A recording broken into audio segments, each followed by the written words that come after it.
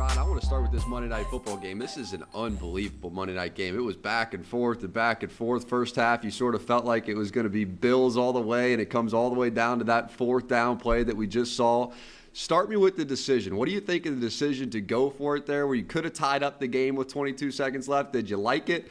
And the play call as well. What'd you see with that final play? Are you kidding me? You're going to actually ask me that question, and you know how much of a fan I am of Josh Allen. The guy's 245 pounds. He slipped. 99% of the time he would have made that. I thought it was a good, aggressive call. I thought Coach showed a lot of confidence in his offense. And obviously, man, Josh, he has to do a better job of staying up and getting that first down. But I definitely didn't have any problems with the call. What about you? So I like the decision to go try to win it. And that's basically what you're doing. You're saying forget overtime. We just believe in this monster that we have playing quarterback that he's going to go get it.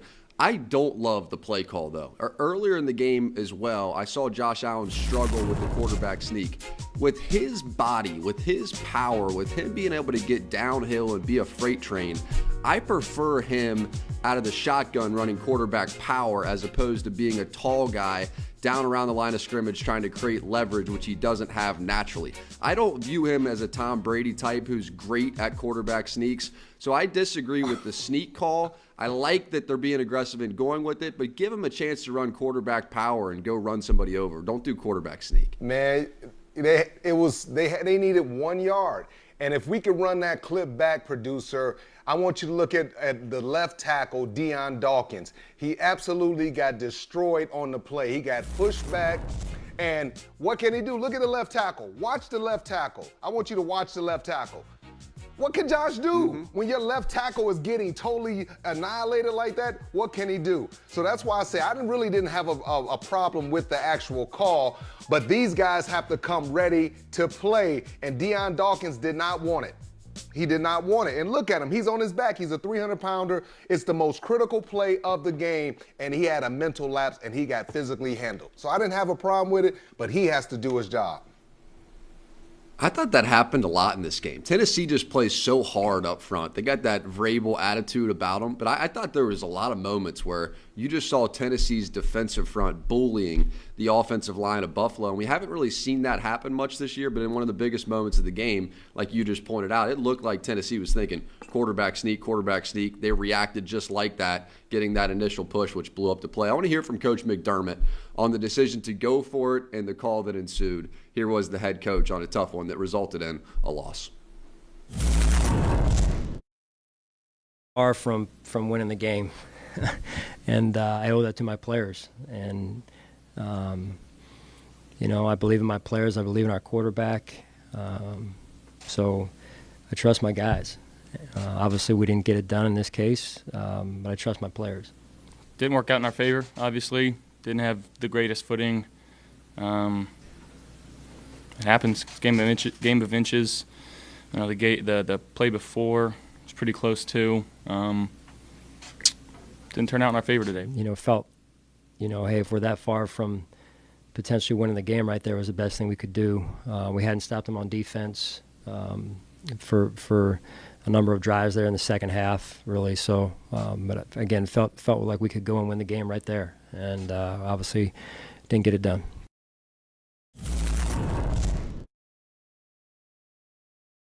I really do respect the call, and I respect the belief that he has in Josh Allen, and he's had that belief the whole year long. But if you go back to the previous play, and Josh hurdling, doing some crazy stuff, basically almost got the first down on his own, I just am thinking, get away from that mess there in the middle. Tennessee's so great at creating, and just do sort of a quarterback bootleg and just have him sort like this where he could throw, he could run, and just let him go hammer that ball in on the outside. This is that previous play. This, to me, is where Josh is his most dangerous as a runner. On DBs, yeah, but he didn't get the first down on that play. He can lower the shoulder. He was darn close, though. I mean, look at the magic he can create on the outside. I don't know why you wouldn't want him operating how he operates best as a runner, as opposed to in the on mess his of the neck. inside. You don't want your quarterback doing that, Jack. Come on, bro. You don't want him out there like that in open space with the dangers out there. A quarterback sneak. Look at Tom Brady. He's not even half the size of this kid. And Tom Brady is the best probably in the history of the National Football League with quarterback sneaks. This is a situation where the coach he trusted his players. They went out and they flat out just didn't execute. And like he said, if they're this close from winning the game, he has to go for it. And I thought it was a smart call. But I do want to change the focus a little bit and give Tennessee Titans defense props.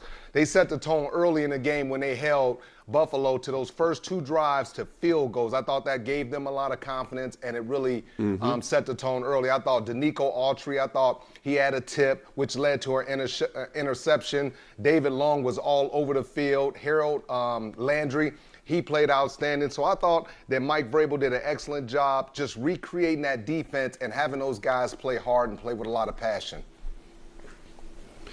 Tennessee's just one of those teams that have some massive human beings. I mean, they just have some huge guys, and I think it's intentional. I think this is the way that Vrabel has built this team, and finally they're healthy and they're all on the field at the same time. You see it with the defensive side, but you also see it with A.J. Brown, Julio Jones, Derrick Henry. That's a lot for these safeties and these corners to have to deal with all game long, and you just see it wear on people. It just wears them out. And when you look at Derrick Henry's night, 143 rushing yards he had, 126 of those after first contact, 126 after contact. So that's what Derrick Henry does. He just body blow. That's